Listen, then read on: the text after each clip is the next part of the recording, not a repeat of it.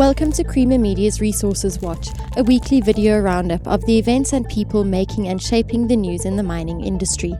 This week, the onerous Eskom winter surcharge may be illegal, says DRDGold. Goldfields opens a new housing complex, and the CSIR's Phil Hobbs talks about acid mine drainage.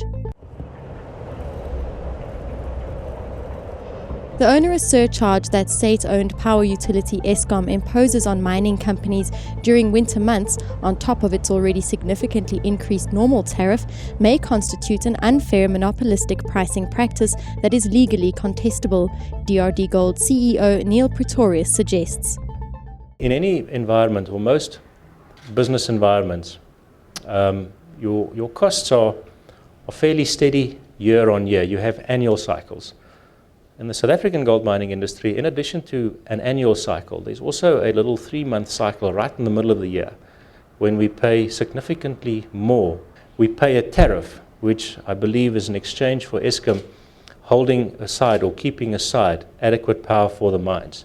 Now, whether that is an honest or truthful promise, whether it's an undertaking that one could really rely on from an operational perspective, I'm not sure. During the winter months, the high consumption months, there's this additional surcharge. So that 60% surcharge, which is added over that 3 months, has in fact become a significant component or a significant cost dynamic. The gold price having gone up the way that it has, I mean, make no mistake, the gold price having also almost doubled over that same period of time, I think to a large extent assisted us in absorbing the impact of the increases itself. But you add on top of that increase another 60% surcharge, and then you see your margin really eroding. Nobody's really looked at this from the perspective of monopoly pricing. Is there real value, or is it just another practice for which there is no commercial basis? What you are doing is hurting our industry, and it's hurting it in the sense that we are not achieving the margins that our competitors are achieving.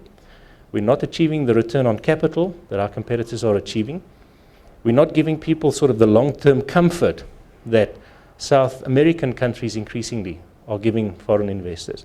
And these are the things that we can do and that we should do, which are on par with a global standard and which will restore our position as a global leader in the mining industry. Gold mining major Goldfields has opened a new employee housing complex in the Glen Harvey community near its Kloof mine as part of its R550 million 5-year housing program.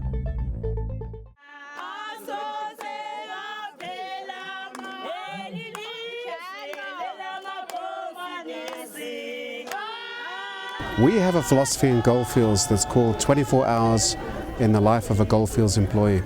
And why we developed this philosophy is because we realized if we wanted our people to work more safely, which is our #1 value, if we can't mine safely, we won't mine at all. And if we want them to mine more productively, we've got to look at the entire 24-hour cycle of their day. And it's not just about looking after people when they're at work. You've got to find out what they're doing outside of work. Yes. Where is their accommodation? Are they getting a decent night's sleep? Are they getting a decent plate of food?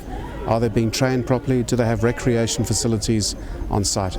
And this is all part of that process. This is the accommodation leg, if you like, of that 24-hour wheel.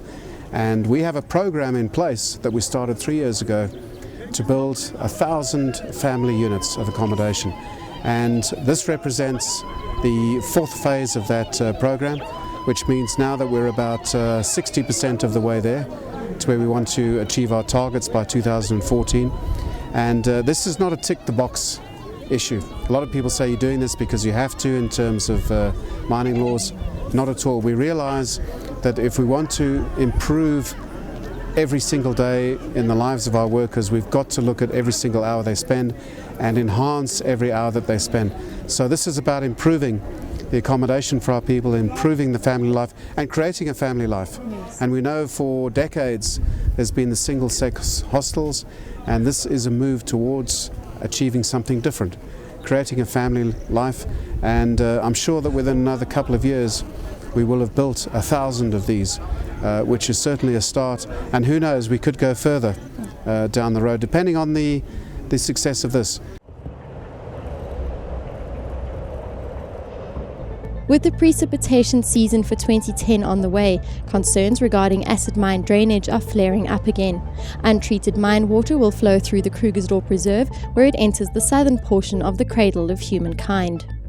We have a very complex geology here. The dolomitic strata are important for the caves that are in them, and then associated with that the fossil sites in the Cradle of Humankind World Heritage Site.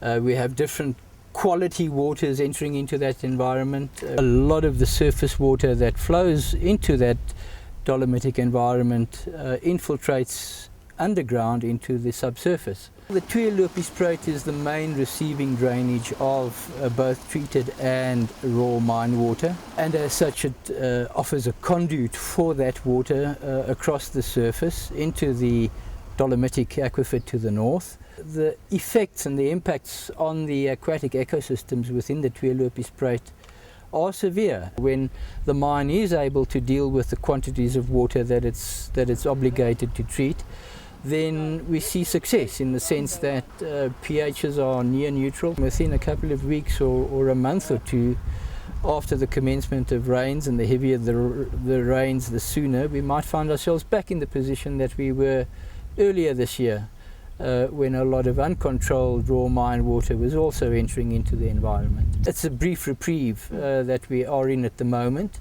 We have to meet the challenge of the next wet season, then something has to be done immediately. For mining news as it breaks, stay logged on to miningweekly.com and register for our free daily newsletter.